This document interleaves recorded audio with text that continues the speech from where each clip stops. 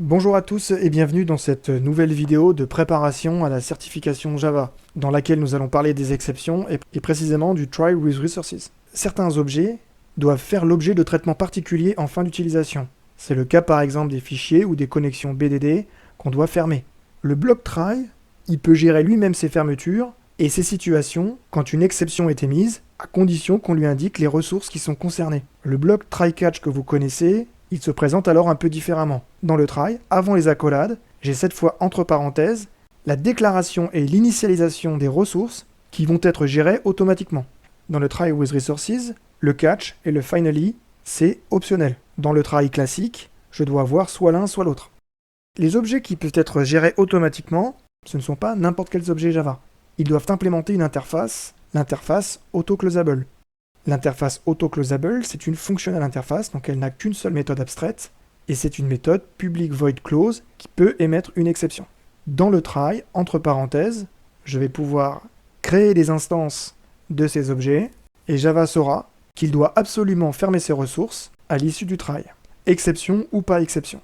Ce que va faire le compilateur, c'est ajouter l'équivalent d'un bloc de fermeture implicite immédiatement après le try, et qui appelle les méthodes closes des objets qu'il contrôle, et ceci avant tout catch ou finally.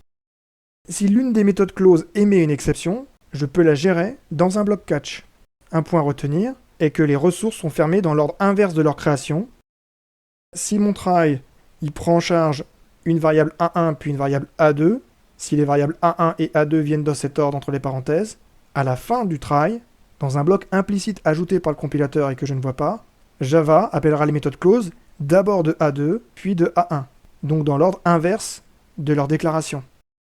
Avant autoclosable, on avait déjà une interface closable, mais elle avait pour défaut que les seules exceptions autorisées pour la méthode close, c'était des IOExceptions. Pour des raisons de compatibilité, quand l'interface autoclosable a été ajoutée dans Java, l'interface closable est devenue implements autoclosable, donc est devenue une autoclosable, pour simplifier les choses.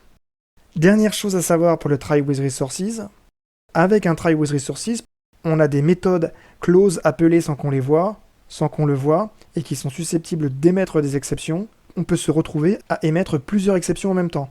Mais en sortant de la méthode, on ne peut naturellement propager qu'une seule exception. Ce que va faire Java, c'est qu'il va prendre la première exception émise, puis lui rattacher toutes les suivantes, et on pourra y accéder par la méthode getSuppressed, qui retournera les exceptions qu'on dit supprimer. Passons à quelques exercices. J'ai dans un fichier la définition de deux classes, une exception custom et une implémentation de closable que j'appelle autoclosable 1, celle-ci. Est-ce qu'il y a quelque chose qui cloche? Le problème, il vient de l'utilisation de closable. On a vu que closable, mais ça ne permettait d'émettre que des IOExceptions. Dans notre cas, custom exception ne va pas convenir. Donc j'ai une erreur de compilation, ligne 5. Si maintenant je remplace closable par autoclosable, est-ce qu'il y a quelque chose qui cloche? Non, là, on n'a aucun problème. J'ai ce tout petit bout de code avec un try with resources qui gère une instance de la classe autoclosable qu'on a créée à l'exercice précédent. Comment se comporte le bout de code? Le code est tout simple, il affiche 1.3. D'abord, le code, il exécute la ligne 14 et il affiche 1. Avant de passer à la ligne 15, Java appelle la méthode close de l'objet A et elle n'émet pas d'exception.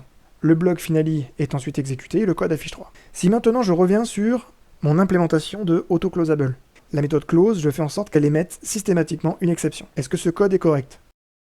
Rien à signaler avec ce code est tout à fait correct. Mais si je reviens dans ma méthode main, comment se comporte-t-elle maintenant? Cette fois, la méthode affiche 1, 2, 3. La ligne 14 est exécutée, puis la méthode close par Java, elle émet une custom exception, on rentre donc dans le bloc catch, on affiche 2, et pour terminer, on exécute le finally qui affiche 3. Si je change légèrement le code maintenant, que se passe-t-il? J'ajoute l'émission ligne 15 d'une exception. La ligne 15, elle émet une exception.